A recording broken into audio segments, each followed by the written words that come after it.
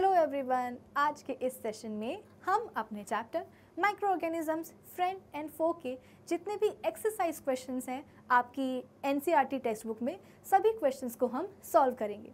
जैसे कि आप सभी को पता है कि हम ये जो चैप्टर पढ़ रहे हैं माइक्रो ऑर्गेनिजम्स फ्रेंड एंड फो का, इस चैप्टर के सभी टॉपिक्स हमने बहुत अच्छी तरीके से डिस्कस कर लिए हैं, एकदम डिटेल में जा कर के अपने कंसेप्ट्स को बिल्कुल स्ट्रॉन्ग कर लिया है। और अब बारी आती है इस चैप्टर के जितने भी एक्सरसाइज क्वेश्चंस हैं उनको सॉल्व करने की। तो चलो जल्दी से आज के इस सेशन को हम स्टार्ट कर लेते हैं। तो this is Vibhuti Khare, welcome to Magnet Brains, जहाँ पे आपको सभी चैप्टर्स के वीडियो लेक्चर्स मिलते हैं बिल्कुल फ्री ऑफ कॉस्ट। यानी कि मैग्नेट ब्रेन्स में आपको 2 चैप्टर्स पढ़ने के बाद किसी भी तरह का पेमेंट करने की या पैकेज परचेज करने की रिक्वायरमेंट बिल्कुल भी नहीं है, क्योंकि मैग्नेट ब्रेन्स आप सब तक पहुँचा रहा है क्वालिटी एजुकेशन बिल्कुल फ्री ऑफ कॉस्ट। तो इसी अच्छी बात से हम स्टार्ट कर लेते हैं आज का हमारा ये सेशन, जहाँ पे हम सॉल्व करेंगे एनसीईआरटी टेक्स्ट बुक के क्वेश्चंस को। तो फर्स्ट क्वेश्चन है हमारे पास ये वाला, basically fill in the blanks है। कुछ स्टेटमेंट्स दिए गए हैं और उनमें ब्लैंक्स हैं, तो उन ब्लैंक्स को हमको फिल करना है। फर्स्ट स्टेटमेंट क्या है हमारे पास, microorganisms can be seen with the help of. Microorganisms को हम कैसे देख सकते हैं भाई? इस चैप्टर की शुरुआत ही हमने इस वर्ड से करी थी, माइक्रो ऑर्गेनिज्म से। माइक्रो ऑर्गेनिजम्स मतलब क्या? माइक्रो मतलब कि छोटा, छोटा भी कितना? बहुत छोटा, ठीक है। और ऑर्गेनिजम्स मतलब कि लिविंग बींग्स। तो हमारे आसपास अलग अलग टाइप के ऑर्गेनिजम्स होते हैं, है ना। आप अपनी आँखों से एलिफेंट को देख सकते हो, आप अपनी आँखों से डॉग्स को देख सकते हो, बफेलोस को देख सकते हो, काउस को देख सकते हो, आप अपनी आँखों से बटरफ्लाई को देख सकते हो, आप अपनी आँखों से एंट यानी कि चींटी को देख सकते हो। लेकिन इन सभी एनिमल्स के अलावा, इन सभी लिविंग बींग्स के अलावा कुछ ऐसे भी लिविंग बींग्स होते हैं जो कि इतने छोटे होते हैं कि हम उनको अपनी आँखों से नहीं देख पाते हैं, ठीक है। तो क्योंकि इन ऑर्गेनिजम्स का साइज इतना छोटा है, इसीलिए इनको हम नाम ही दे देते हैं माइक्रो ऑर्गेनिजम्स का। फाइन। फिर इसके बाद में हम बात करते हैं कि अब इन माइक्रो ऑर्गेनिजम्स को हम नेकेड आई से तो देख नहीं सकते हैं, तो कुछ ना कुछ तो हमारे पास ऐसी स्पेशल डिवाइसेस होनी चाहिए ना, जिनकी हेल्प से इनको हम देख पाएँ। तो उन स्पेशल डिवाइस को हम क्या बोलते हैं? उसे हम कहते हैं माइक्रोस्कोप। क्या बोलेंगे भाई? माइक्रोस्कोप। क्लियर है? चलो फिर इसके बाद में सेकेंड स्टेटमेंट क्या है हमारे पास, blue green algae fix dash directly from the air to enhance the fertility of soil.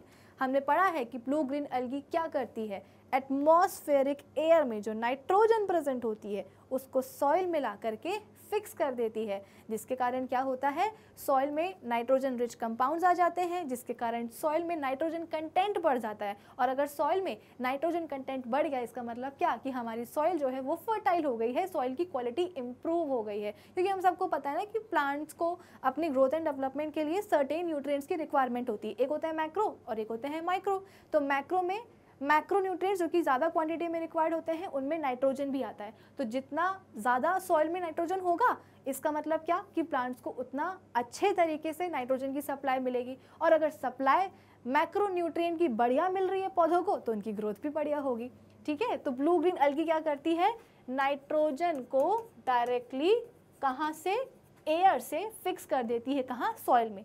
तो सॉइल की फर्टिलिटी इंप्रूव हो जाती है।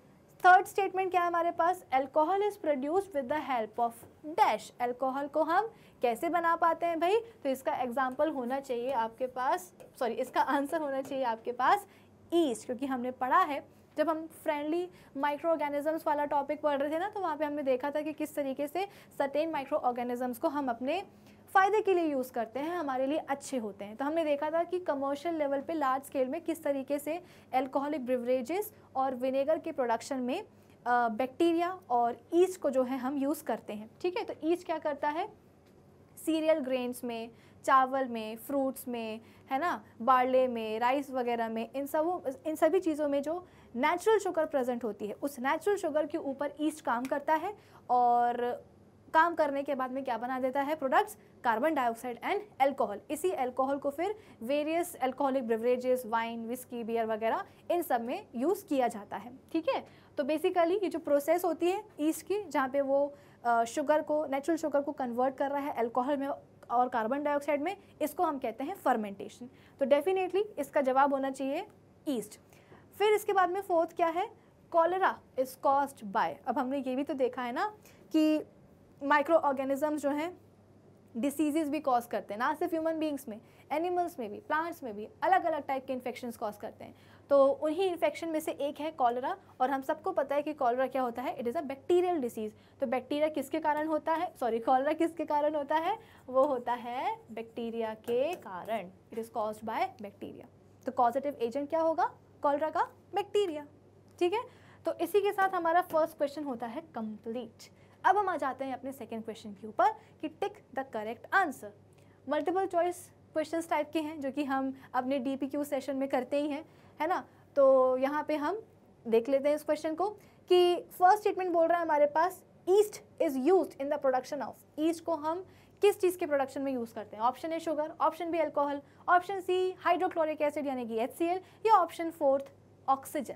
तो ये वाला क्वेश्चन तो हमने अपने DPQ सेशन में ही कर लिया था। अगर आपको याद हो तो हमने देखा था कि किस तरीके से ईस्ट का यूज़ किया जाता है इन the production of what, alcohol. अभी बताया ना मैंने, ईस्ट क्या करता है, शुगर के ऊपर काम करेगा, अल्कोहल और कार्बन डाइऑक्साइड बनाएगा। तो अल्कोहल और कार्बन डाइऑक्साइड के प्रोडक्शन के लिए ईस्ट का हम यूज़ करते हैं।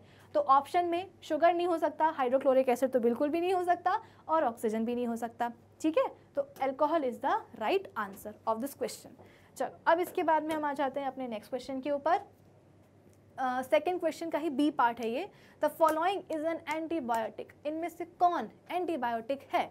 ऑप्शन ए sodium bicarbonate, option second streptomycin, option third alcohol, या ऑप्शन फोर्थ ईस्ट। तो हम सबको पता है कि इसका सही जवाब क्या होना चाहिए, ऑप्शन 2 स्ट्रेप्टोमाइसिन, है ना।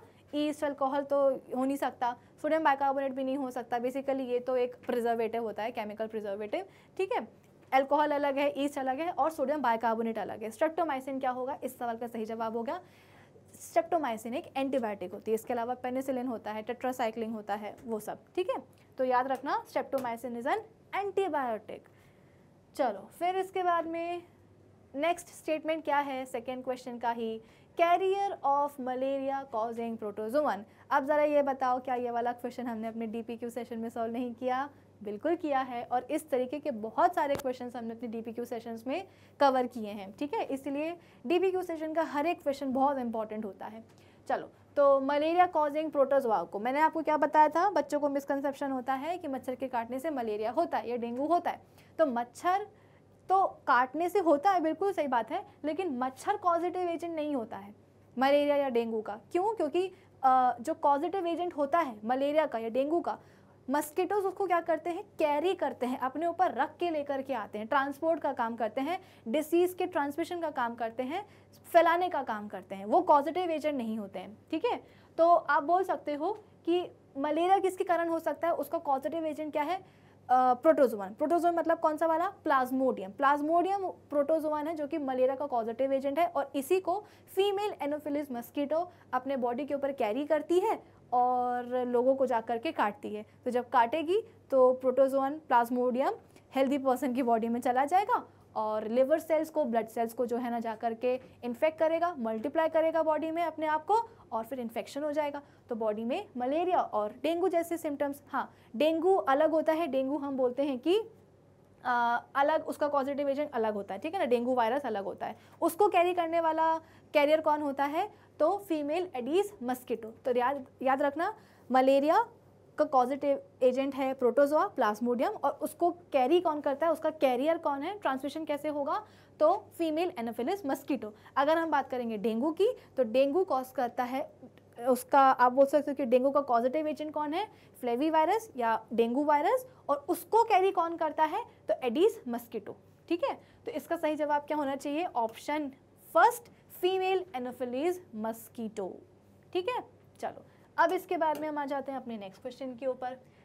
फोर्थ पार्ट क्या है, क्वेश्चन नंबर 2 का ही, the most common carrier of communicable diseases. ये वाला क्वेश्चन भी हमने अपने DPQ सेशन में ऑलरेडी सॉल्व करा हुआ है कि मोस्ट कॉमन कैरियर्स क्या होते हैं कम्युनिकेबल डिसीजेज के। मैंने आपको बताया था कि हमारे पास 2 टाइप के डिसीजेज होते हैं, यानी कि जितने भी हमारे पास इन्फेक्शन या डिजीजेज हैं उनको हम 2 कैटेगरीज में कैटेगराइज करते हैं। एक होते हैं हमारे पास कम्युनिकेबल डिसीजेज और दूसरे होते हैं हमारे पास non communicable diseases. Communicable diseases जो कि हम बोलते हैं कि फिजिकल कॉन्टैक्ट से, हवा से, पानी से, या बोल सकते हो कि फूड से, इस तरीके से फैलते हैं। लेकिन हमारे पास कुछ ऐसे डिसीजेस भी होते हैं जो कि फिजिकल कांटेक्ट हवा पानी वगैरह से फैलते नहीं हैं। कॉमन कोल्ड हो गया, सर्दी जुकाम हो गया, मलेरिया हो गया, टाइफाइड हो गया, ये सब कम्युनिकेबल डिजीजेज हैं। लेकिन अगर हम बात करेंगे कैंसर की या ऑर्गन फेलियर्स की तो वो फैलते नहीं हैं। अगर एक किसी को हुए हैं तो वो कुछ इंटरनल कॉजेज़ के कारण हुए हैं डिसीजेस, और ऐसा नहीं कि उन पेशेंट की टेक केयर करने वालों को भी कैंसर या ऑर्गन फेलियर हो जाएगा, ऐसा नहीं होता। ठीक है, तो कम्युनिकेबल डिसीजेस के दो बहुत ही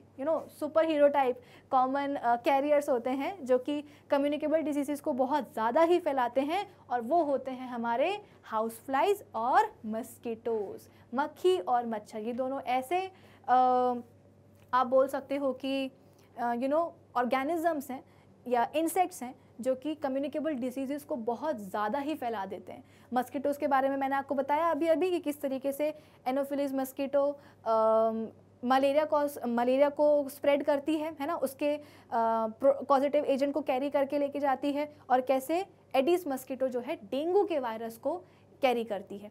तो मच्छरों के बारे में तो हमको पता है, लेकिन मक्खी, हमको लगता है मक्खी क्या करेगी, जैसे बटरफ्लाइज वैसे हाउस फ्लाइज, ऐसा नहीं होता है। हाउस फ्लाइज जो हैं उनके बारे में मैंने आपको बताया था कि वो गंदगी वाली जो जगह होती हैं, फिल्दी प्लेसेस, वहाँ पे जाकर के जो हाउस फ्लाइज हमारी वो ब्रीड करती हैं, अपने अंडे देती हैं। ठीक है, और गंदी जगह पे जाकर के बैठेंगी, उनके पैरों पे फाइन हेयर प्रेजेंट होते हैं, तो जहाँ भी जाकर के वो बैठेंगी वहाँ से अपनी पूरी बॉडी पे और अपने पैरों पे जो है डिसीज़ कॉजिंग ऑर्गेनिजम्स को, माइक्रोब्स को या स्पोर्स वगैरह को जो है अपनी बॉडी पे चिपका लेंगी। और वही हाउस फ्लाइज आकर के अगर आपके फूड पे बैठ जाएं, आपके पानी पे आकर के बैठ जाएं, तो वहाँ पे जाकर के जो भी अपनी बॉडी में डिसीज़ कॉजिंग माइक्रोब्स वो कैरी करके आई हैं वहाँ वो फैला देंगी। तो आपका फूड जो है, पानी जो है वो कंटेमिनेट हो गया, और अगर ऐसे कंटेमिनेटेड फूड या पानी को आप कंज्यूम करोगे तो माइक्रो ऑर्गेनिजम्स आपकी बॉडी के अंदर चले जाएंगे, और अगर बॉडी के अंदर गए तो इन्फेक्शंस हो जाएंगे। ठीक है, तो इसका सही जवाब क्या होना चाहिए? हाउस फ्लाई दिया गया है चारों ऑप्शन में, है ना, मस्कीटो तो दिया नहीं गया है, तो ऑप्शन बी को आप, सेकेंड ऑप्शन को आप करेक्ट ऑप्शन मार्क कर लेना। चलो अब हम आ जाते हैं अपने नेक्स्ट क्वेश्चन के ऊपर। अच्छा, क्वेश्चन सेकेंड का ही ये अनदर पार्ट है, द ब्रेड और idli dough rises because of, ये भी हमने किया हुआ है, क्यों ब्रेड और इडली का डो जो है ना राइज कर जाता है। Option 1 heat, option 2 grinding, option 3 growth of east sales, या ऑप्शन 4 नीडिंग, है ना। तो हमने इसका ऑलरेडी इसको अच्छी तरीके से सॉल्व किया हुआ है। इसका सही जवाब होना चाहिए ग्रोथ ऑफ ईस्ट सेल। जब भी हम ब्रेड बनाते हैं, इडली वगैरह बनाते हैं, तो उसमें फर्मेंटेशन की प्रोसेस होती है, जहाँ पे ईस्ट जो होता है वो नेचुरल शुगर को कन्वर्ट करता है अल्कोहल और कार्बन डाइऑक्साइड में। ठीक है, तो कार्बन डाइऑक्साइड के कारण आप बोल सकते हो कि जो आपका जो बैटर होता है वो राइज कर जाता है, जो डो है ना, वो भी क्या हो जाता है, राइज कर जाता है। ठीक है, तो आप बोल सकते हो कि बेसिकली ईस्ट सेल की क्या होती है, वो ग्रोथ होती है। ठीक है, चलो अब इसके बाद में हम आ जाते हैं अपने नेक्स्ट क्वेश्चन के ऊपर। सेकेंड क्वेश्चन का ही दूसरा पार्ट है, the process of conversion of sugar into alcohol. अभी बताया मैंने, जो प्रोसेस होती है शुगर को अल्कोहल में कन्वर्ट करने की, उसको हम क्या करते हैं, क्या बोलते हैं, फर्मेंटेशन बोलते हैं। कौन करवाता है, ईस्ट करवाता है ना। चलो अब इसके बाद में नेक्स्ट क्वेश्चन क्या है हमारे पास, मैच द कॉलम है। ये भी हमने अपने डीपीक्यू सेशन में ऑलरेडी सॉल्व किया हुआ है, फिर से एक बार देख लो।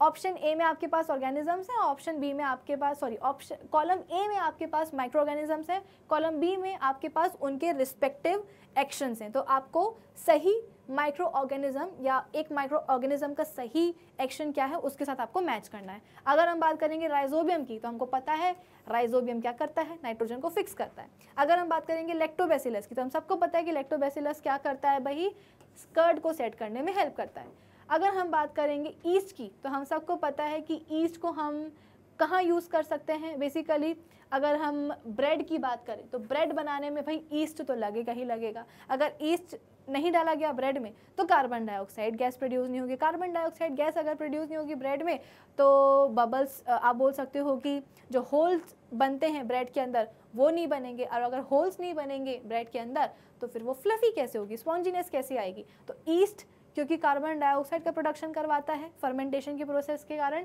तो इसीलिए ब्रेड में डालना उसको ज़रूरी है। फिर इसके बाद में प्रोटोजोअन, प्रोटोजोअन क्या कर सकता है, क्या मलेरिया कॉज कर सकता है, बिल्कुल कर सकता है, वही अपना मलेरिया। ठीक है, अपना प्लाज्मोडियम प्रोटोजोअन वो क्या करेगा, मलेरिया कॉज करेगा। फिर इसके बाद में वायरस, वायरस क्या कर सकता है, क्या कॉलरा कॉज कर सकता है, नहीं, कॉलरा तो बैक्टीरिया कॉज करता है, तो ये बैक्टीरिया है ना, इस बैक्टीरिया को आप जोड़ देना किसके साथ, कॉलरा के साथ, ठीक है, इस बैक्टीरिया को जोड़ देना ऑप्शन ई कॉजिंग कॉलरा के साथ। क्या एक वायरस एड्स कॉज कर सकता है? हाँ जी बिल्कुल कर सकता है। कैसे? तो भाई वायरस, HIV वायरस ही तो एड्स कॉज करता है।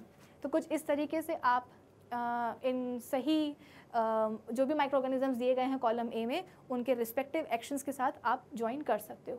आई होप ये सब क्वेश्चन सभी को समझ में आ गया होगा। तो अब हम आ जाते हैं अपने नेक्स्ट क्वेश्चन के ऊपर। ये आंसर की है, चाहो तो आप इसका वीडियो को पॉज करके स्क्रीनशॉट ले लेना। चलो अब इसके बाद में नेक्स्ट क्वेश्चन क्या है हमारे पास, can microorganisms be seen with the naked eyes, if not how can they be seen? The microorganisms cannot be seen with our naked eyes because they are very small in the size. Some of these, such as fungus growing on bread, can be seen with a magnifying glass. Others cannot be seen without the help of microscope. भाई नाम ही रखा गया है इसीलिए क्योंकि वो दिखाई नहीं देते हैं, क्योंकि वो छोटे होते हैं। छोटे होंगे तो दिखाई नहीं देंगे, है ना, इसलिए उनको हम आप बोल सकते हो कि माइक्रोस्कोप की हेल्प से देखते हैं, या ब्रेड के ऊपर जो कॉटनी ग्रोथ डेवलप हो जाती है तो उसको आप मैग्नीफाइंग ग्लास के हेल्प से भी देख सकते हो, ठीक है। चलो अब हम आ जाते हैं अपने नेक्स्ट क्वेश्चन के ऊपर। नेक्स्ट क्वेश्चन है हमारे पास क्वेश्चन नंबर 5 कि what are the major groups of microorganisms. Microorganisms के मेजर ग्रुप्स कौन कौन से हैं? तो अगर आपको याद हो तो इस चैप्टर की शुरुआत सबसे पहले तो हमने इससे करी थी कि माइक्रो ऑर्गेनिजम्स क्या होते हैं। इसके बाद में हमको धीरे धीरे ये रियलाइज़ हुआ कि भाई माइक्रो ऑर्गेनिजम्स जो है ना वो बहुत सारे हैं। मतलब ऐसा नहीं कि हमारे पास केवल एक ही माइक्रो ऑर्गेनिज्म है, 2 हैं या 3 हैं या 4 हैं या 10 है, नहीं, माइक्रो ऑर्गेनिजम्स का नंबर हमारे प्लैनेट अर्थ पे बहुत बड़ा है, ठीक है ना। बहुत सारे माइक्रो ऑर्गेनिजम्स हैं, इनफैक्ट अलग अलग टाइप के माइक्रो ऑर्गेनिजम्स हैं। अब इतने सारे माइक्रो ऑर्गेनिजम्स को स्टडी करना काफ़ी डिफ़िकल्ट है ना। इंडिविजुअल माइक्रो ऑर्गेनिज्म को अगर उठा करके हम उसके बारे में स्टडी करें, उसके कैरेक्टरिस्टिक्स को पढ़ें, तो ये काफ़ी डिफ़िकल्ट टास्क हो सकता है। इसीलिए हमारे साइंटिस्ट ने क्या किया, इन सभी माइक्रो ऑर्गेनिजम्स का एक क्लासिफिकेशन कर दिया। क्लासिफिकेशन मतलब कि कैटेगराइजेशन, यानी कि जितने भी माइक्रो ऑर्गेनिजम्स हमारे प्लैनेट अर्थ पे मिलते हैं ना, इन सभी को कुछ ग्रुप्स में या कुछ क्लासेस में क्लासिफाई कर दिया या कैटेगराइज कर दिया, ठीक है। तो इस क्लासिफिकेशन से, इस कैटेगराइजेशन से हमारे पास माइक्रो ऑर्गेनिजम्स के टोटल कितने ग्रुप्स या कितनी आप बोल सकते हो कि क्लासेस निकल करके आई हैं, तो वो है टोटल 5, अगर आपको याद हो तो, है ना। हमने हर एक क्लास को बहुत अच्छी तरीके से डिस्कस किया था। तो सबसे पहले हमने बात करी थी अपने फर्स्ट ग्रुप की, जो कि है बैक्टीरिया का। तो बैक्टीरिया के लिए हमने ये पढ़ा था कि बैक्टीरिया जो है हमारे प्लैनेट अर्थ पर आने वाले सबसे पहले माइक्रो ऑर्गेनिजम्स थे। अगर आपसे कोई पूछे कि हमारे प्लैनेट अर्थ पे सबसे पहले कौन से माइक्रो ऑर्गेनिज्म आए थे, तो आपको बोलना होगा कि मैम वो थे बैक्टीरिया। बैक्टीरिया से ही आप बोल सकते हो कि लाइफ का ओरिजिन हुआ है हमारे प्लैनेट अर्थ पर। बैक्टीरिया को समझने के पहले मैंने आपको थोड़ा सा एक बेसिक सेल स्ट्रक्चर समझाया था कि एक बेसिक सेल स्ट्रक्चर कैसे हो सकता है। सबसे पहले तो एक सेल वॉल होती है, आउटर लेयर जिसको हम कहते हैं। सेल वॉल के अंदर हम बोलते हैं कि सेल मेम्ब्रेन होती है। अब ज़रूरी नहीं कि हर सेल में सेल वॉल और सेल मेम्ब्रेन दोनों प्रेजेंट हो। कुछ सेल्स ऐसे होते हैं जिनमें सेल वॉल भी होती है, सेल मेम्ब्रेन भी होती है, और इसके अलावा कुछ ऐसे सेल्स भी होते हैं जिनमें सेल वॉल नहीं होती है। पर कोई दिक्कत नहीं है, सेल वॉल भले ही ना हो लेकिन सेल मेम्ब्रेन ज़रूर से होती है। यानी कि सेल्स में सेल वॉल हो भी सकती है, नहीं भी हो सकती, लेकिन सेल मेम्ब्रेन हमेशा होगी। ऐसा नहीं होगा कि सेल वॉल है लेकिन सेल मेम्ब्रेन नहीं है। Cell membrane is always there, ठीक है। सेल वॉल प्रेजेंट हो भी सकती है, नहीं भी हो सकती है। तो बेसिकली सेल वॉल और सेल मेम्ब्रेन का काम क्या होता है कि ये दोनों ही प्रोटेक्टिव लेयर्स का काम करती हैं अराउंड दी सेल। फाइन। फिर इसके बाद में सेल मेम्ब्रेन के अंदर एक फ्लूइड मैट्रिक्स होता है जिसको हमने नाम दिया था साइटोप्लाज्म का। अब साइटोप्लाज्म में हम बोलते हैं कि कई सारे सेल ऑर्गेनल्स होते हैं। सेल ऑर्गेनल्स मतलब क्या, ये कुछ ऐसे स्ट्रक्चर्स होते हैं जो कि सेल को अलग अलग एक्टिविटीज़ परफॉर्म करने में हेल्प करते हैं। क्योंकि हमारे सेल को रेस्पिरेशन भी करना होता है, हमारे सेल को एक्सक्रीशन भी करना होता है, हमारे सेल को न्यूट्रिशन की प्रोसेस भी करनी होती है, हमारे सेल को रिप्रोडक्शन की प्रोसेस भी करनी होती है ना। स्पेशली अगर हम बात करेंगे अपने यूनिसेलुलर माइक्रो ऑर्गेनिजम्स की, यानी कि ऐसे ऑर्गेनिजम्स जिनकी बॉडी में केवल एक ही सेल होता है। तो अगर उनकी बॉडी में केवल एक ही सेल है, इसका मतलब क्या कि उस एक सेल को ही सारे बॉडी के फंक्शंस परफॉर्म करने हैं। वो सारे फंक्शंस परफॉर्म करने हैं जिसके कारण जो माइक्रो ऑर्गेनिज्म है, जो ऑर्गेनिज्म है, वो क्या रहे, जिंदा रहे, है ना। तो एक सेल को काम करने के लिए बहुत सारे आप बोल सकते हो कि टास्क होते हैं। तो इसीलिए सेल ऑर्गेनल्स साइटोप्लाज्म में प्रेजेंट होते हैं। इसके अलावा साइटोप्लाज्म में हम बोलते हैं कि एक स्फेरिकल स्ट्रक्चर समझ में आता है हमको, उस स्फेरिकल स्ट्रक्चर को हम कहते हैं न्यूक्लियस। न्यूक्लियस को सराउंड करने वाली अगेन दो मेम्ब्रेन्स होती हैं, आउटर वाली, इनर वाली, और दोनों ही मेम्ब्रेन्स को हम मिला के कहते हैं न्यूक्लियर एनवलप। खास क्यों है ये न्यूक्लियस? क्योंकि इस न्यूक्लियस के अंदर प्रेजेंट होता है जेनेटिक मटेरियल, ठीक है, जिसको हम डीएनए कहते हैं। डीएनए के ऊपर क्या प्रेजेंट होते हैं? जीन्स प्रेजेंट होते हैं, और यही जीन्स रिस्पॉन्सिबल है इस चीज़ के लिए कि आज हमारे पास जो भी फीचर्स हैं, अगर आज हम अपने पेरेंट्स जैसे दिखाई देते हैं, कि हमारी आंखें पापा जैसी हैं, कि हमारे बाल मम्मा जैसे हैं, तो वो क्यों पॉसिबल है? क्योंकि उनके जीन्स हम तक पहुँचे हैं, ठीक है, उनका जेनेटिक मटेरियल हम तक पहुँचा है, उनके जीन्स हम तक पहुँचे हैं, जिसके कारण आज हम आप बोल सकते हो कि हम अपने पेरेंट्स जैसे दिखाई देते हैं। हमारे पास कुछ फीचर्स ऐसे हैं जिससे हम रिजेंबल करते हैं अपने पेरेंट्स को, ठीक है। तो जेनेटिक मटेरियल इंपॉर्टेंट होता है। तो बैक्टीरिया को समझने के पहले हमने ये बेसिक एक सेल स्ट्रक्चर समझ लिया था। फिर बैक्टीरिया के बारे में मैंने आपको बताया था कि ये सिंगल या बोल सकते हो कि हाँ सिंगल सेल्ड माइक्रो ऑर्गेनिजम्स होते हैं, यानी कि इनके बॉडी के पास केवल एक ही सेल होता है। अगर मैं एक बैक्टीरियम की बात करूँ तो उसके पास केवल एक सेल होगा, दूसरे बैक्टीरियम की बात करूँ तो उसके पास भी केवल एक ही सेल होगा, यानी कि इनके आप बोल सकते हो कि यूनिसेलुलर होते हैं माइक्रो ऑर्गेनिजम्स। फिर इसके बाद में ये प्रिमिटिव टाइप के माइक्रो ऑर्गेनिजम्स हैं। इनके पास जो माना कि इनकी बॉडी में केवल एक ही सेल होता है, लेकिन ये वाला सेल भी जो है ना काफ़ी पुराने टाइप का है, काफ़ी पुराने ज़माने का है। क्यों? क्योंकि इनके सेल में जो न्यूक्लियस को सराउंड करने वाली जो न्यूक्लियर एनवलप है वही नहीं होती है। अब आप खुद सोचो, मैंने आपको पहले भी समझाया था कि अगर मैं यहाँ पे एक सेल बनाऊँ, ये बना दी मैंने सेल वॉल, बाहर वाली, अंदर वाली बना दी मैंने सेल मेम्ब्रेन, उसका मैंने बना दिया साइटोप्लाज्म, ठीक है। अब मैं आपसे बोल रही हूँ कि इस सेल के अंदर एक ये साइटोप्लाज्म है ना, तो इस सेल के अंदर साइटोप्लाज्म है और साइटोप्लाज्म के अंदर क्या है? न्यूक्लियस है।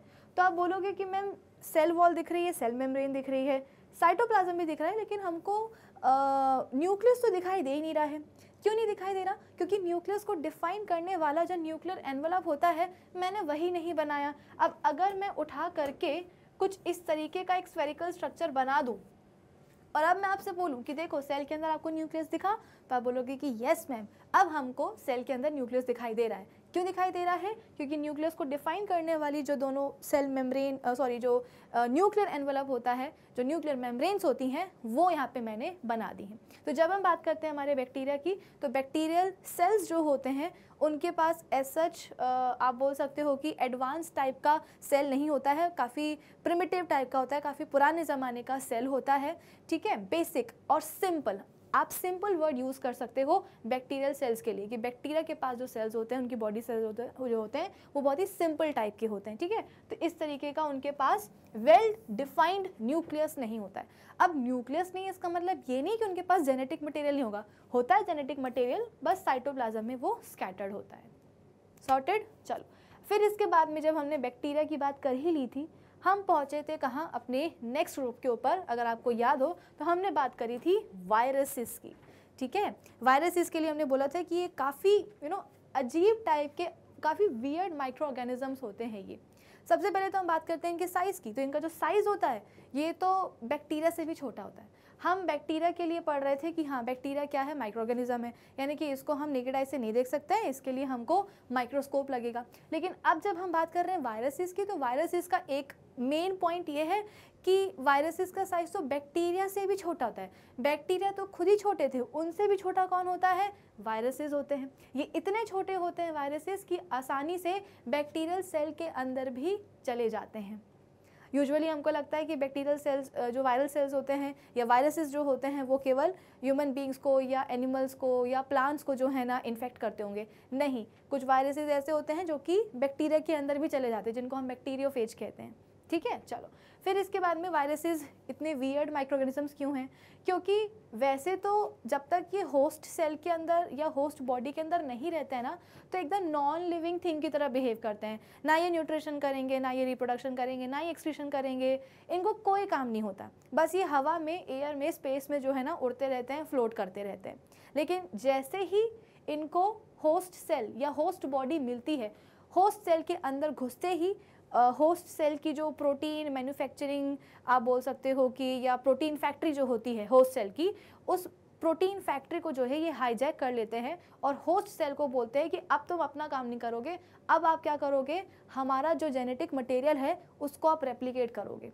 वायरस के लिए अगर हम बात करें तो मैंने आपको बताया था कि वायरस के पास जो है ना एक परफेक्ट सेल को रिजेंबल करने वाला कोई भी ऐसा स्ट्रक्चर प्रेजेंट होता ही नहीं है। मतलब ना इसके पास साइटोप्लाज्म है, ना इसके पास न्यूक्लियस। इसके पास क्या होता है, इसका अपना जेनेटिक मटेरियल होता है और इस जेनेटिक मटेरियल को एनक्लोज करने वाला एक कोट होता है, प्रोटीन से बना होता है। ठीक है, तो प्रोटीन और फैट से बना एक कोट है जिसके अंदर इसका जेनेटिक मटेरियल है।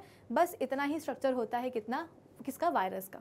ठीक है, तो यूजुअली जैसे कि हमने बात करी थी बैक्टीरिया की, है ना, आगे भी हमने कई सारे माइक्रो ऑर्गेनिजम्स के ग्रुप को हमने देखा था। तो हम हमेशा देखते हैं कि हाँ सेल वॉल है, सेल मेम्ब्रेन है, साइटोप्लाज्म है, ये है वो है। लेकिन अगर हम बात करेंगे वायरस की, तो वायरस के पास एज सच कोई भी सेल का स्ट्रक्चर नहीं होता है। बस जेनेटिक मटेरियल है, डीएनए है और उसको एनक्लोज करने वाला प्रोटीन और फैट का बना एक कोट है। ठीक है, फिर इसके बाद में मैंने आपको क्या बताया कि वायरस जैसे ही होस्ट सेल के अंदर घुसता है तो उसकी जो प्रोटीन फैक्ट्री होती है उसको हाईजैक कर लेता है और फिर होस्ट सेल से बोलता है कि अब आप क्या करोगे, हमारा जेनेटिक मटेरियल रेप्लिकेट करोगे। जेनेटिक मटेरियल के रेप्लिकेट करने का मतलब ये होता है कि वायरस की अब मल्टीपल कॉपीज बनना जो है शुरू हो जाएंगी। तो होस्ट सेल क्या करेगा, जाने अनजाने में वायरल जेनेटिक मटेरियल को या वायरल डीएनए को जो है, क्योंकि वो तो हाईजैक हो चुका है, तो अब होस्ट सेल वायरल डीएनए को जो है रेप्लिकेट करेगा, मल्टीपल कॉपीज बनाएगा, जिसके कारण वायरस का जो नंबर है वो इंक्रीज होता जाएगा। इतना इंक्रीज हो जाएगा कि अल्टीमेटली होस्ट सेल क्या होगा, बर्स्ट हो जाएगा। बर्स्ट होने के बाद में जो नए वायरसेस बने हैं वो दूसरे होस्ट सेल में या जो नेबरिंग सेल्स हैं वहाँ पे जाकर के उनको इन्फेक्ट करेंगे और वहाँ पे अपनी मल्टीपल कॉपीज़ जाकर के बनवाएंगे। तो इस तरीके से होस्ट की बॉडी में वायरस का इन्फेक्शन हो जाता है। ठीक है, फिर इसके बाद में तो मुद्दा यही है कि जो हमारे वायरसेस होते हैं जब तक वो होस्ट सेल के अंदर नहीं है तब तक तो एकदम नॉन लिविंग थिंग, हवा में उड़ते रहेंगे, फ्लोट करते रहेंगे, कोई प्रोसेस नहीं करनी, कुछ नहीं करना, ऐसा लगता ही नहीं है कि ये लिविंग माइक्रो ऑर्गेनिज्म है। और जैसे ही होस्ट सेल के अंदर आएंगे तुरंत रिप्रोडक्शन की प्रोसेस जो है अपनी स्टार्ट कर देंगे और इन्फेक्शन कॉज करेंगे। ठीक है, चलो फिर इसके बाद में हमने बात करी थी किसकी, नेक्स्ट ग्रुप की, प्रोटोजोआ की। तो प्रोटोजोआ में हमने बोला था कि अगर आपको याद हो तो हमने देखा था कि प्रोटोजोआ को हम एनिमल लाइक माइक्रो ऑर्गेनिजम्स कहते हैं। यानी कि एनिमल्स की जो शुरुआत हुई है, जो ओरिजिन हुआ है हमारे प्लेनेट अर्थ में, वो कहाँ से हुआ है, तो प्रोटोजोअन से ही हुआ है। तो इसलिए प्रोटोजोअन्स को हम, या प्रोटोजोआ में आने वाले माइक्रो ऑर्गेनिजम्स को हम एनिमल लाइक माइक्रो ऑर्गेनिजम्स कहते हैं। ठीक है, ये यूनिसेलुलर ही होते हैं माइक्रो ऑर्गेनिजम्स, लेकिन इनका जो सेल है ना ये थोड़ा एडवांस टाइप का होता है। बैक्टीरिया का तो काफ़ी सिंपल टाइप का था, लेकिन जो प्रोटोजोआन सेल होते हैं वो थोड़े से कॉम्प्लेक्स हो जाते हैं। बाकायदा उनमें न्यूक्लियस होता है, साइटोप्लाज्म होता है, सेल ऑर्गेनल्स वगैरह होते हैं। ठीक है, वैक्यूल्स वगैरह होते हैं। वैक्यूल्स हम बोलते हैं कि फूड को स्टोर करने के लिए या वेस्ट मटेरियल को स्टोर करने के लिए काम आते हैं। फिर इसके बारे में मैंने आपको ये भी बताया था कि इनके पास कोई क्लोरोफिल नहीं होता है। अब प्लांट्स के पास क्लोरोफिल है तो वो अपना खाना खुद सिंथेसाइज कर लेते हैं, लेकिन प्रोटोजोआन्स के पास कोई क्लोरोफिल नहीं होता है, जिसके कारण जो है उनको आप बोल सकते हो कि अपना खाना तो वो खुद सिंथेसाइज कर नहीं सकते हैं। इसका मतलब क्या कि उनको बाहर से अपने न्यूट्रिशन की प्रोसेस के लिए जो है डिपेंडेंट होना पड़ता है। ठीक है, तो हम बोल सकते हैं कि हमारे प्रोटोजोआन्स कैसे होते हैं, हेटेरोट्रॉफिक होते हैं।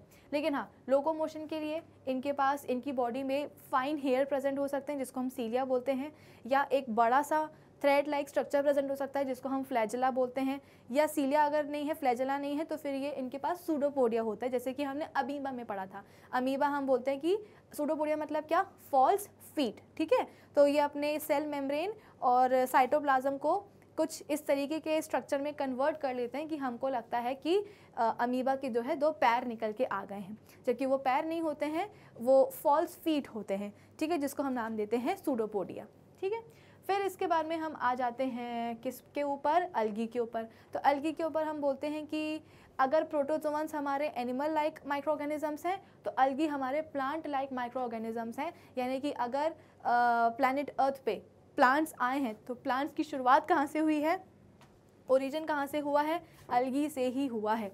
अब कुछ अलगी यूनिसेलुलर भी होते हैं और कुछ मल्टीसेलुलर अलगी भी होते हैं। अब प्लांट लाइक बोला है, इसका मतलब ये नहीं कि उनके पास रूट्स हैं, स्टेम्स हैं, लीव्स हैं, ऐसा नहीं होता है। प्लांट लाइक बोला है इसलिए क्योंकि इनके पास क्लोरोफिल होता है और इस क्लोरोफिल की हेल्प से ही अपना खाना खुद सिंथेसाइज कर लेते हैं। इनफैक्ट जब आप क्लास 9th में जाओगे या और हायर क्लासेस में जाओगे आपको पता चलेगा कि अलगी जो होते हैं उनमें ना सिर्फ क्लोरोफिल पिगमेंट प्रेजेंट है, बाकी कई सारे और पिगमेंट भी प्रेजेंट होते हैं, और इसके बेसिस पे जो है हमें अलग अलग कलर की अलगी दिखाई देती है। ठीक है, अलगी मतलब कि काई, वही वाली काई जो पानी में जम जाती है ना, ब्रिक्स वगैरह पे जम जाती है, डैम प्लेसेस पे जमती है, वही। फिर इसके बाद में अल्टीमेटली हमारे पास लास्ट ग्रुप आया था किसका, फंजाई का। तो फंजाई के लिए हम बोलते हैं कि जितने भी हमारे फंगस हैं उनको हम दो ग्रुप्स में डिवाइड करते हैं, एक होता है हमारे पास ईस्ट और दूसरे होते हैं हमारे पास मोल्ड्स। ठीक है, ईस्ट केवल यूनिसेलुलर माइक्रोऑर्गेनिज्म है, फंजाई है, बाकी जितने भी आपको फंजाई दिखाई देंगे वो सब कैसे होते हैं, मल्टीसेलुलर होते हैं। तो केवल ईस्ट यूनिसेलुलर है ना, और बाकी सब कैसे होते हैं, मल्टीसेलुलर होते हैं। ईस्ट की अगर हम बॉडी देखें तो कुछ इस तरीके की होती है, जैसे कि मैंने आपको बोला कि ईस्ट कैसे होते हैं, यूनिसेलुलर होते हैं। तो अगर ये ईस्ट है तो ये इसकी बॉडी है, और इसकी बॉडी में आपको केवल एक ही सेल दिखाई देगा।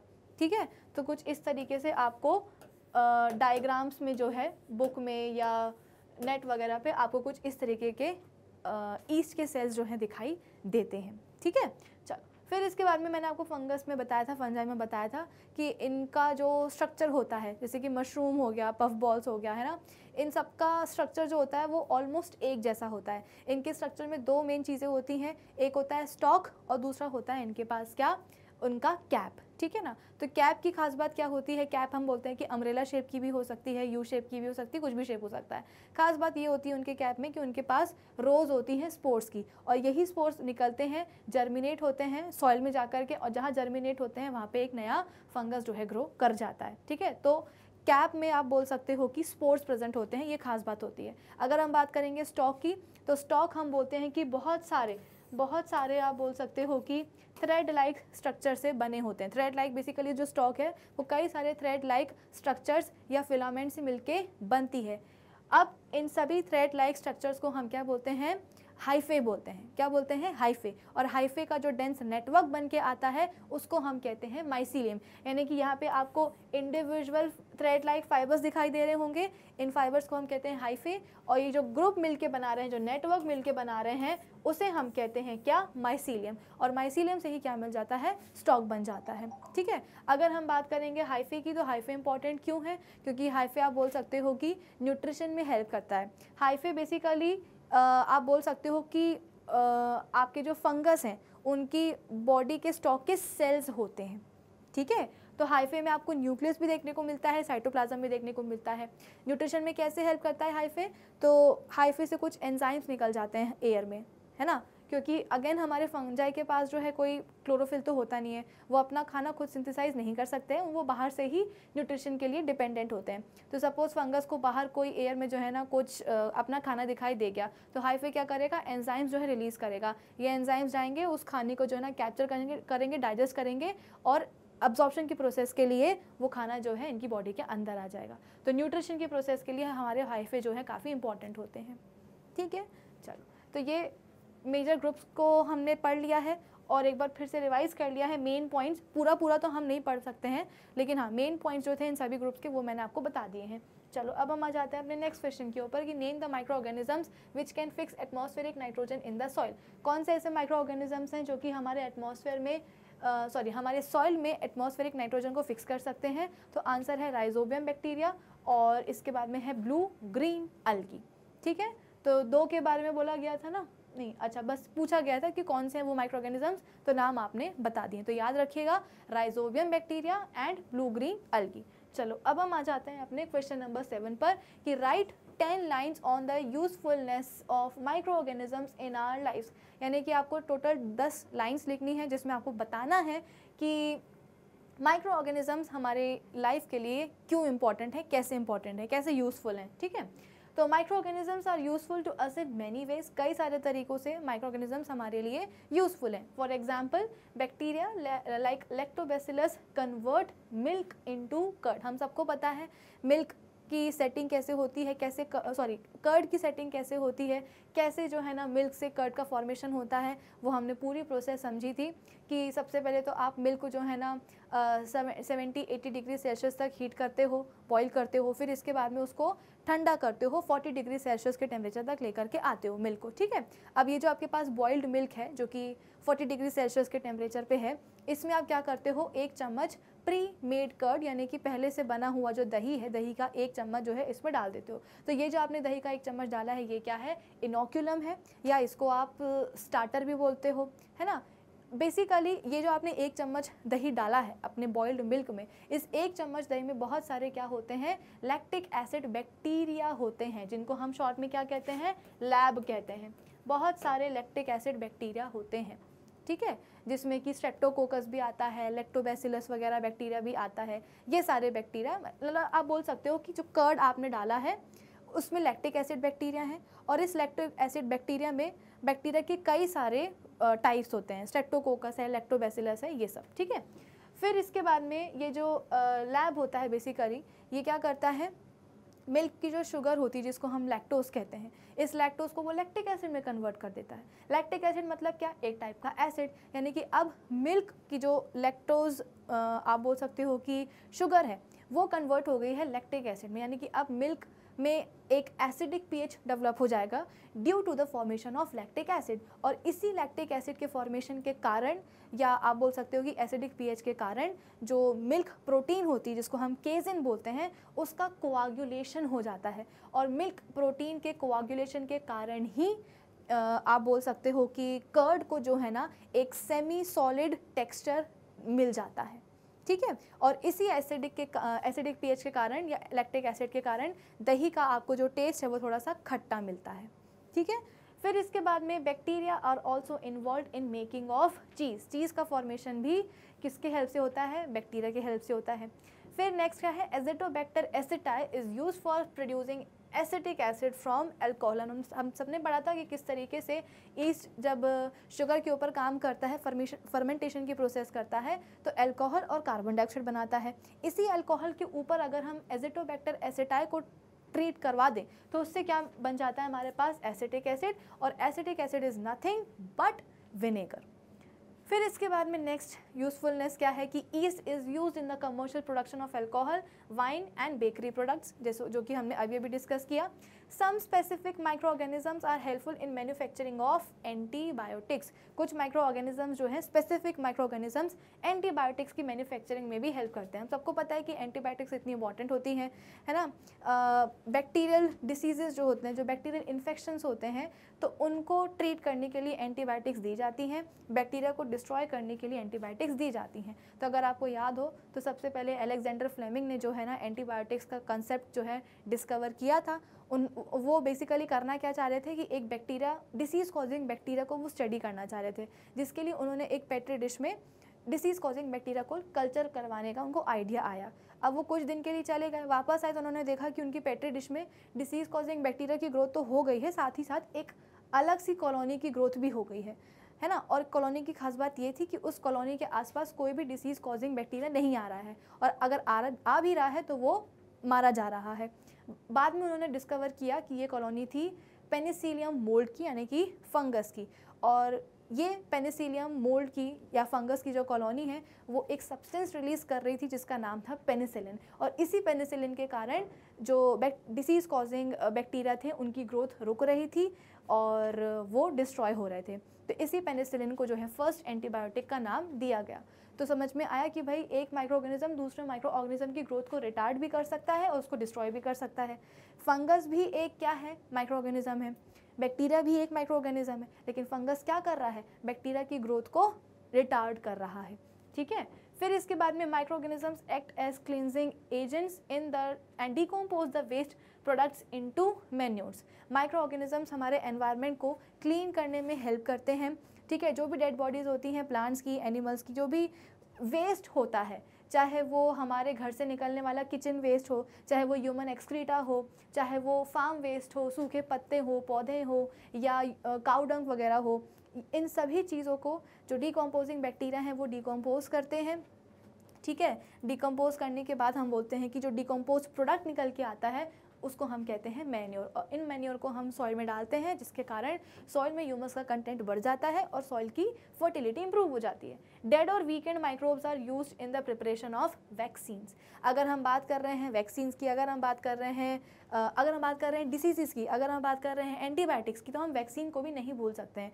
क्यों? क्योंकि आज के डेट में कई सारे ऐसे डेडली या फेटल डिसीजेज़ हैं जिनको रोका जा सकता है किसके हेल्प से, वैक्सीन्स की हेल्प से। इनफैक्ट रोका गया है। अगर आप बात करेंगे पोलियो की, तो एक टाइम पे पोलियो जो है ना काफ़ी इंडिया में बोलो या पूरे वर्ल्ड में बोलो कि काफ़ी जो है ना प्रॉब्लम देता था।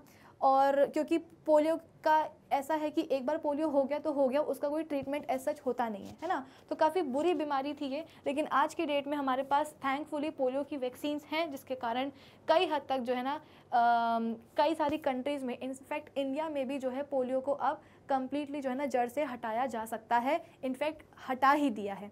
ठीक है, तो वैक्सीन बेसिकली होता क्या है कि हमारे बॉडी के अंदर डेड माइक्रो ऑर्गेनिज्म या बहुत ही कमज़ोर माइक्रो ऑर्गेनिज्म को जो है डाला जाता है। क्यों? क्योंकि हमारी बॉडी के पास इम्यून सिस्टम होता है। ये इम्यून सिस्टम डिफेंस मैकेनिज्म करता है, जो भी पैथोजन आता है हमारी बॉडी में उससे लड़ता है। कैसे लड़ता है? तो बॉम्ब के गोलों के थ्रू, उसे हम कहते हैं एंटीबॉडीज़। ठीक है, लेकिन क्या है ना कि एंटीबॉडीज़ को बनने में थोड़ा सा टाइम लग जाता है। तो जब तक एंटीबॉडीज़ बनती हैं बॉडी में, तब तक ये डिसीज़ कॉजिंग माइक्रो ऑर्गेनिज्म जो है ना हमारी बॉडी पे अटैक कर देते हैं, बीमार कर देते हैं। लेकिन कोई बात नहीं, हमारा बॉडी का जो इम्यून सिस्टम है वो भी बहुत स्मार्ट है। वो बोलते चलो कोई बात नहीं, पहली बार आए थे इसीलिए जो है ना हम कुछ कर नहीं पाए, अब जब तुम दूसरी बार आओगे ना अटैक करने के लिए, तो हमारे पास एंटीबॉडीज़ बनी रखी हैं, अब दूसरी बार आकर के बताओ, अब हम जो है ना आपको जीतने नहीं देंगे। तो फिर क्या होता है कि जब दूसरी बार पैथोजन आता है, सेम वाला पैथोजन, हमारी बॉडी का इम्यून सिस्टम रिकॉग्नाइज कर लेता है उसको और उसके ऊपर एंटीबॉडीज़ फेंक देता है। तो जब दूसरी बार पैथोजन आता है तो वो हमारी बॉडी को डिस्ट्रॉय नहीं कर पाता है।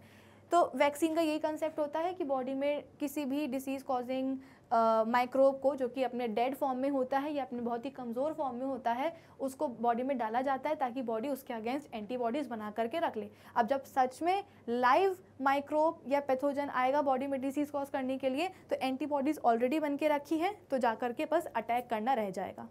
ठीक है, चलो फिर इसके बाद में नेक्स्ट क्या है हमारे पास कि some bacteria fix atmospheric nitrogen and increases soil fertility.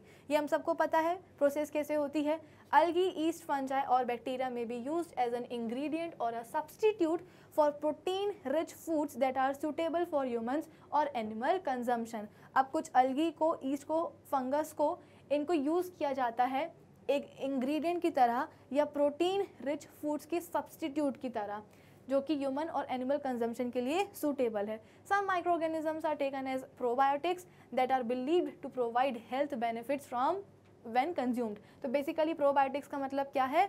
हमारे गुड बैक्टीरिया, है ना। अगर हम बात करेंगे कर्ड की, अगर हम बात करेंगे अपने इडली की, डोसा की, जो कि फर्मेंटेशन की प्रोसेस के बाद बनाए जाते हैं, तो इन सब में आप बोल सकते हो कि फर्मेंटेशन की प्रोसेस को हम अच्छा क्यों बोलते हैं? क्योंकि वहाँ पे फर्मेंटेशन की प्रोसेस में गुड बैक्टीरिया की का जो नंबर है वो इंक्रीज़ हो जाता है, बेसिकली प्रोबायोटिक्स बढ़ जाते हैं। और इन प्रोबायोटिक्स को जब आप अपनी बॉडी के अंदर लेते हो, कंज्यूम करते हो, तो हमारे इंटेस्टाइन में, गट में जो गुड बैक्टीरिया की जो कॉलोनी है वो और इम्प्रूव हो जाती है। और ये गुड बैक्टीरिया करते क्या है? हमारे डाइजेशन में हेल्प करते हैं। ठीक है, तो ये प्रोबायोटिक्स का कंसेप्ट भी हम बोलते हैं कि क्यों अच्छा है।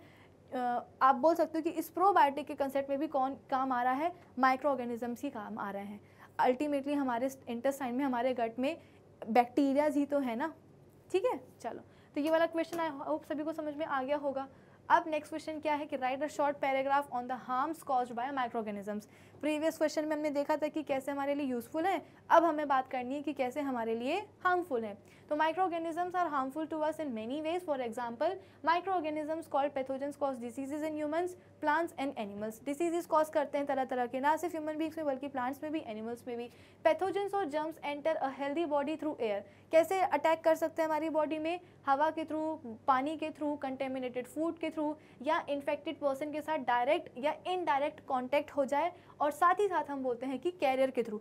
कैरियर मतलब कि वही हमारे हाउस फ्लाइज और mosquitoes. Common elements like cold, influenza जिसको हम फ्लू भी कहते हैं, cough, polio, chicken pox are caused by viruses. Foot and mouth diseases, जो कि किस में होता है? हमारे कैटल्स में होता है, are also caused by viruses. Typhoid, tuberculosis, TB जिसको हम कहते हैं शॉर्ट में, are caused by bacteria. Anthrax, a dangerous human and cattle diseases, is also caused by bacteria. Anthrax हम बोलते हैं कि जानवरों में तो होता ही है, और हम बोलते हैं कि जानवरों से फिर ह्यूमन बींग्स को भी होने के चांसेस होते हैं। एंथ्रेक्स बहुत ही बुरी बीमारी होती है जानवरों की, स्पेशली कैटल्स की। इसमें हम बोलते हैं कि 2 से 6 दिन तक जो है ना हमारे कैटल्स को फीवर होता है, और फिर अचानक से एक दिन जो है कैटल्स हमारे वो मर जाते हैं। मरने के टाइम पे हम बस यही पता कर सकते हैं कि कैसे एंथ्रेक्स मतलब किस बीमारी से वो मरे हैं कैटल्स। तो इसका एक मेन सिम्टम होता है कि डेथ के टाइम पे जो बॉडी होल्स होते हैं, जैसे कि नोस्ट्रल्स हो गया, माउथ हो गया, एनस हो गया, वहाँ पे ब्लड आ जाता है। तो समझ में आता है कि अच्छा इस जानवर को तो एंथ्रेक्स हुआ था, इसीलिए इसकी डेथ हुई है। वरना नॉर्मल फीवर होता है, वो फीवर जो है ना हमारे कैटल्स ह्यूमन बींग्स को, अपने केयर टेकर्स को बता नहीं पाते हैं और उनको पता ही नहीं चलता है कि बॉडी में ऑलरेडी जो है एंथ्रेक्स नाम की बीमारी, बैक्टीरियल इन्फेक्शन आ चुका है। फिर इसके बाद में diseases like dysentery and malaria are caused by protozoans. ringworm is caused by fungi. Several microbes causes diseases in plants and thus reduces the yield. अगर plants में किसी भी तरह का इन्फेक्शन होता है, डिसीज़ होता है, तो सीधा सीधा असर पड़ता है किस चीज़ के ऊपर, उनके प्रोडक्शन के ऊपर, उनके यील्ड के ऊपर।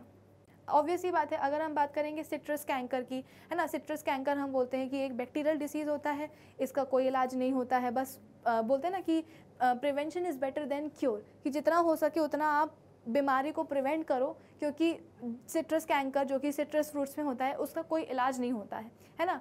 तो ब्राउनिश येलोइश पैचेस जो हैं सिट्रस फ्रूट्स के प्लांट्स के ऊपर डेवलप हो जाते हैं, सिट्रस फ्रूट्स के ऊपर डेवलप हो जाते हैं। तो ऐसे फ्रूट्स को ले जाकर के आप मार्केट में बेचोगे, है ना, तो क्या ही उसके जो है ना रेट मिलेंगे, क्या ही जो है ना फार्मर को फ़ायदा होगा। प्लस हम बोलते हैं कि प्लांट की जो ग्रोथ है वो स्टंटेड होती है, यानी कि प्लांट उतना प्रॉपरली ग्रो नहीं करता है, फ्रूट्स की क्वालिटी ख़राब हो जाती है, ये सब चीज़ें होती हैं। फिर इसके बाद में citrus canker, a bacterial disease, ठीक है, affects trees of citrus fruit, जैसे कि मैंने आपको बताया था, एंड स्प्रेड बाय एयर। यहाँ पे हम बात कर रहे हैं भिंडी की, इसको आई कर लेना। भिंडी में हम बोलते हैं यानी कि ओकरा में येलो वेन मोज़ेक डिसीज़ होता है जो कि वायरस के कारण होता है, और हम बोलते हैं कि ये लेडी फिंगर को यानी कि भिंडी को जो है अफेक्ट करता है। मैंने आपको पिक्चर भी दिखाई थी कि किस तरीके से भिंडी पहले तो ग्रीन होती है, बड़ी बड़ी होती है, और जैसे जैसे भिंडी के पौधे में ये येलो वेन मोज़ेक डिसीज़ होता है तो भिंडी का जो साइज़ है वो छोटा होता जाता है और एकदम पीली हो जाती है भिंडी। सिम्टम क्या होता है इस डिसीज़ का कि भिंडी के जो पत्ते होते हैं, मतलब पौधों के जो पत्ते होते हैं, उसमें येलोइश ग्रीनिश पैचेस डेवलप हो जाते हैं। फिर धीरे धीरे जो वेन्स हैं वो बिल्कुल लीफ से गायब होने लगती, एकदम वाइट हो जाती हैं। तो समझ में आता है कि अच्छा इसमें तो येलो वेन मोज़ेक डिसीज़ हुआ है, ठीक है। फिर इसके बाद में rust of wheat is a fungal disease spread through air. Micro organisms that grow, basically जो वीट यानी कि गेहूं के पौधे होते हैं उसमें रस्ट ऑफ वीट होता है, एक फंगल डिसीज़ है, पक्सीना रस्ट के कारण होता है ये। और इस पे जो है जैसे रस्ट का कलर होता है ना, जंग का कलर होता है रेडिश ब्राउन, वैसा ही कलर जो है वीट के पौधों पे, स्टैम पे, लीव्स पे जो है डेवलप हो जाता है। Microorganisms that grow on our food sometimes produce toxic substances, these make the food poisonous causing serious illnesses and even death. This food borne illness is called food poisoning. Food poisoning के बारे में भी मैंने आपको बताया था कि कई बार ऐसा होता है कि रात में जो खाना बचा, अगर आपने उसको स्पेशली गर्मियों के मौसम में रेफ्रिजरेट नहीं किया तो अगले दिन जो है उसमें से फाउल स्मेल आने लगती है, उसका टेस्ट ख़राब हो जाता है और आपको उसको डिस्कार्ड करना पड़ता है। अगर डिस्कार्ड नहीं किया, उसको खा ले, तो फिर मतलब फूड पॉइजनिंग होने के चांसेस हैं। क्यों? क्योंकि हुआ क्या कि ओवरनाइट जब खाना बाहर रखा रह गया, उस पर माइक्रोब्स की ग्रोथ हो गई, फंगस की ग्रोथ हो गई, बैक्टीरिया की ग्रोथ हो गई। इनकी ग्रोथ के कारण हुआ क्या, टॉक्सिक सब्सटेंसेस रिलीज हुए और इन टॉक्सिक सब्सटेंसेस ने फूड की केमिकल प्रॉपर्टीज़ को चेंज कर दिया, केमिकल चेंज कर दिया। इन केमिकल चेंजेस के कारण हम बोलते हैं कि हमारा जो फूड है वो अनफिट हो जाता है कंजम्पशन के लिए, बदबू आने लगती है, टेस्ट उसका ख़राब हो जाता है, और अगर ऐसे अनफिट फूड को हमने खा लिया, फूड पॉइजनिंग हो जाएगी, ठीक है। तो ये कुछ हार्मफुल आप बोल सकते हो कि इफ़ेक्ट्स हैं माइक्रो ऑर्गेनिजम्स के। तो यूजफुल इम्पैक्ट्स भी हमने देख लिए, हार्मफुल इम्पैक्ट्स भी देख लिए। लास्ट क्वेश्चन क्या है कि what are antibiotics, what precautions must be taken while taking antibiotics. तो एंटीबायोटिक्स मैंने आपको बताया है कि ये मेडिसिन्स होती हैं जो कि किल या स्टॉप करती हैं किसकी, growth of disease causing microbes की। They are manufactured by growing specific microorganisms, they are used to cure a variety of diseases. इसके बाद में प्रिकॉशंस क्या क्या लेने चाहिए कि हमेशा डॉक्टर के, एक क्वालिफाइड डॉक्टर के एडवाइस या उसके प्रिस्क्राइब्ड करी हुई एंटीबायोटिक्स को ही लेना चाहिए, अपने मन से एंटीबायोटिक्स नहीं लेनी चाहिए, ठीक है। फिर इसके बाद में one must finish the course prescribed by the doctor to make the drug more effective. जितना डॉक्टर ने लेने को बोला है, अगर 3 दिन का कोर्स बोला है, 5 दिन का बोला है, 6 दिन का बोला है, 10 दिन का बोला है, तो उतना कोर्स करना चाहिए, ना उससे कम ना उससे ज़्यादा, तभी वो ड्रग जो है काम करेगी अपना। Antibiotics must not be taken unnecessarily because it may kill beneficial bacteria. अगर आप सोचते हो कि हम जो है ना अगर डॉक्टर ने हमको 3 दिन का कोर्स बोला है तो हम 5 दिन का कोर्स ले लेते हैं, तो होगा क्या कि जड़ से जो है बीमारी चली जाएगी। बीमारी तो 3 दिन के कोर्स में ही चली जाती है जड़ से, जो एडिशनल 2 दिन हम एंटीबायोटिक खाते हैं ना, उससे क्या होता है कि हमारे पेट के, हमारे इंटेस्टाइन के, हमारे गट के जो गुड बैक्टीरिया हैं वो चले जाते हैं, और अगर वो चले गए तो डाइजेशन की जो प्रोसेस होती है वो आप बोल सकते हो कि अफेक्ट हो जाती है, वो प्रॉपर्ली नहीं हो पाती है। तो अगर 3 दिन के लिए बोला है डॉक्टर ने खाने को तो सिर्फ 3 ही दिन खाना चाहिए, 5 दिन खाने से कोई फ़ायदा नहीं है, क्योंकि बीमारी तो 3 दिन खाने से ही चली गई। 2 दिन जो आपने खाई है एक्स्ट्रा एंटीबायोटिक, उससे आपके इंटेस्टाइन की जो बैक्टीरियल फ्लोरा है वो भी चली गई, ठीक है। और अगर आप सोचते हो कि 3 दिन के लिए बोला गया है तो 3 दिन क्यों, हम तो जो है ना 1 ही दिन खाएंगे या 2 दिन खाएंगे, तो होगा क्या, बीमारी जड़ से नहीं जाएगी। वो जो माइक्रो ऑर्गेनिजम्स हैं, जो बैक्टीरिया वगैरह है, वो बॉडी के अंदर अभी भी हैं, इसलिए। फिर antibiotics are however not effective against cold and flu as they are caused by viruses. तो वायरल डिसीजेस में एंटीबायोटिक्स नहीं दी जाती हैं, क्योंकि वो तो वायरस के कारण हुई हैं, और एंटीबायोटिक्स जो है ना मेनली काम करती हैं बैक्टीरिया के ऊपर, बैक्टीरियल डिसीजेस के ऊपर। तो वायरल डिसीजेस में, कॉमन कोल्ड में अगर आप एंटीबायोटिक्स लोगे भी तो कुछ नहीं होने वाला, ठीक है। चलो, तो ये हमारे जितने भी आपके टेक्स्ट बुक में एनसीईआरटी क्वेश्चंस दिए गए हैं वो पूरे हमने जो है ना एक्सरसाइज क्वेश्चन सारे के सारे सॉल्व कर लिए हैं। अब 3 एक्टिविटीज़ हैं बहुत ही बेसिक सी, वो हम देख लेते हैं कि कलेक्ट, ये एक्टिविटी नंबर 1 है, जो कि आपके एनसीईआरटी टेक्स्ट बुक के पेज नंबर 17 पे दी गई है। ये बोल रही है कि collect some moist soil from the field in a beaker and add water to it. After the soil particles have settled down, observe a drop of water from the beaker under a microscope. What do you see? Basically इन्हें बोला है कि किसी field से मिट्टी लेकर के आओ और उसको बीकर में डालो, बीकर में थोड़ा सा पानी भी डाल लो। अब क्या होगा कि मिट्टी जो है पानी में नीचे जाकर के सेटल हो जाएगी। ऊपर की तरफ जो आपको पानी दिखाई देगा उसकी एक ड्रॉप को बोला गया है कि आपको माइक्रोस्कोप के नीचे जो है स्टडी करना है। तो जब आप उस एक ड्रॉप को माइक्रोस्कोप के नीचे स्टडी करोगे तो आपको दिखाई देगा कि उसमें बहुत सारे टाइनी माइक्रो ऑर्गेनिजम्स घूम रहे हैं। वो माइक्रो ऑर्गेनिजम्स आपको ऐसे दिखाई नहीं देंगे पानी में, जब आप उनको माइक्रोस्कोप के नीचे रख के देखोगे तभी आपको वो ऑर्गेनिजम्स दिखाई देंगे, ठीक है। उसमें बैक्टीरिया हो सकता है, फंगस हो सकता है, क्योंकि फील्ड से आप मिट्टी लेकर के आए हो तो मिट्टी में तो कई टाइप के माइक्रो ऑर्गेनिजम्स आपको मिलेंगे, ठीक है। चलो, फिर इसके बाद में सेकेंड एक्टिविटी क्या है, जो कि आपकी पेज नंबर 17 पे शायद दी गई है कि take a few drops of water from a pond, separate on a glass slide and observe through a microscope. Pond से यानी कि छोटे से तालाब से आप जो है ना थोड़ा सा पानी लेकर के आओ और उसकी बूंदों को जो है माइक्रोस्कोप के नीचे रख करके देखो, तो वहाँ भी आपको जो है छोटे छोटे ऑर्गेनिजम्स तैरते हुए आपको दिखाई देंगे, ठीक है। क्योंकि हमने पढ़ा है कि ये जो माइक्रो ऑर्गेनिजम्स होते हैं ये हर कहीं पाए जाते हैं। एक मेन क्वेश्चन यही आता है कि आखिर ये माइक्रो ऑर्गेनिजम्स हमको मिलते कहाँ हैं, कहाँ दिखाई देते हैं। तो microorganisms are everywhere, soil में, पानी में, है ना, एयर में। हमको एयर में दिखाई नहीं देते हैं, लेकिन अभी अगर मैं अपनी बात करूं तो मेरे आसपास जितनी भी एयर है उसमें कई टाइप के माइक्रो ऑर्गेनिजम्स होंगे जो कि बिल्कुल बॉडी में जो है ना घुसने के लिए एकदम रेडी होंगे, ठीक है। तो दिखाई नहीं दे रहे इसका मतलब ये थोड़ी ना है कि है नहीं, लेकिन होते ज़रूर हैं। तो माइक्रो ऑर्गेनिजम्स आर एवरीवेयर। आप तालाब का पानी लेकर के आओ, आप गार्डन की मिट्टी लेकर के आओ, हर कहीं आपको माइक्रो ऑर्गेनिजम्स दिखाई देंगे ही देंगे।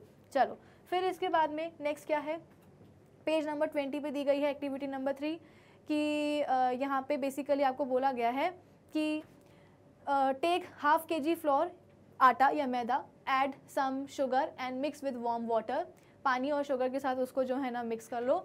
Add a small amount of yeast powder and need to make a soft dough. What do you observe after 2 hours, did you find the dough rising, ठीक है। इसको जेक की जगह टेक कर लेना। तो बेसिकली यहाँ पे बोला जा रहा है आटा ले लो, मैदा ले लो, उसमें पानी डाल लो, शुगर डाल लो और ईस्ट डाल लो और उसको एक उसका आप डो एक रेडी कर लो, ठीक है। तो क्या आपको कोई चेंज दिखाई देगा, क्या डो फूलेगा? हाँ बिल्कुल फूलेगा। क्यों? क्योंकि आपने शुगर डाली है, उसमें आपने उसमें ईस्ट डाला है। तो शुगर के ऊपर ईस्ट क्या करेगा, फर्मेंटेशन करेगा। इस फर्मेंटेशन के कारण कार्बन डाइऑक्साइड गैस प्रोड्यूस होगी और इस कार्बन डाइऑक्साइड गैस के कारण आपका जो डो होगा वो राइज कर जाएगा, फूल जाएगा। बलून के अंदर हवा भरते हो, बलून फूलता है कि नहीं फूलता है? सिमिलरली डो के अंदर आपने कार्बन डाइऑक्साइड गैस भर दी है तो वो भी फूलेगा, ठीक है। तो ये हो गई क्या हमारी एक्टिविटी नंबर 3।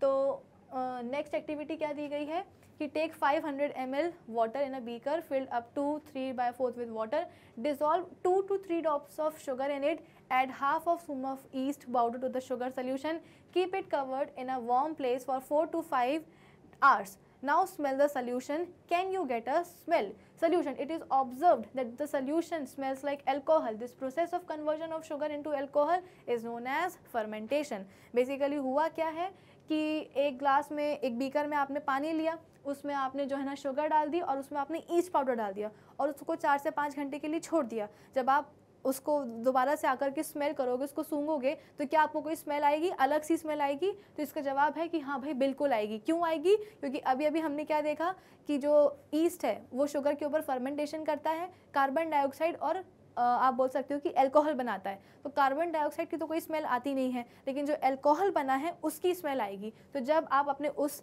शुगर, ईस्ट और पानी के सोल्यूशन को स्मेल करोगे तो आपको अल्कोहल की स्मेल आएगी. ठीक है, एक्टिविटी 4 हो गई. एक्टिविटी 5 क्या है, जो कि आपकी पेज नंबर 22 पे दी गई है एनसीईआरटी टेक्स्ट बुक की, कि take 2 pots and fill each pot half with soil. Mark them A and B. 2 pots लेने हैं आपको, 2 गमले ले लो, दोनों में हाफ हाफ मिट्टी भर दो, फिर ए और बी उनको नाम रख दो. अब put plant waste in pot A, things like polythene bags, empty glasses, glass bottles, broken plastic toys in pot B. Put the pots outside, observe them after 3 to 4 weeks. यानी कि आपने 2 पॉट्स लिए हैं, दोनों में आपने आधी आधी लेवल पे मिट्टी भर दी है. एक पॉट में आपको जो है ना प्लांट वेस्ट यानी कि पौधों की सूखी पत्तियाँ, सूखे पौधे, किचन वेस्ट जो आपका निकलता है, छिलके वगैरह सब्जियों के, वो डालने हैं. और दूसरे पॉट में आपको जो है प्लास्टिक की चीज़ें डालनी है, पॉलीथीन बैग डालना है ना, ये सब चीज़ें डालनी है. और 3 से 4 हफ्तों के लिए उनको छोड़ देना है. 3 से 4 हफ्तों बाद जब आप उसको देखोगे तो आप क्या ऑब्जर्व करोगे कि पॉट ए में जिसमें आपने प्लांट वेस्ट वगैरह डाला था वो डिकम्पोज हो चुका है, और वहीं पॉट बी में आपने जो भी चीज़ें डाली थी, जो वेस्ट डाला था पॉलीथीन वगैरह, वो वैसा का वैसा है, उसमें कुछ नहीं हुआ. It is observe that plant waste in pot A has been decomposed, whereas polythene bags, empty glass bottles and broken plastic toys in pot B did not undergo such changes. उनमें कुछ हुआ ही नहीं. उनको आप 3 से 4 हफ्ते, क्या आप उनको 1 साल के लिए भी छोड़ दोगे तो भी वो नहीं डिकम्पोज होने वाले हैं. ठीक है, चलो तो इस सेशन के लिए बस इतना ही. और इस सेशन के साथ में आपका पूरा चैप्टर होता है 100% कवर.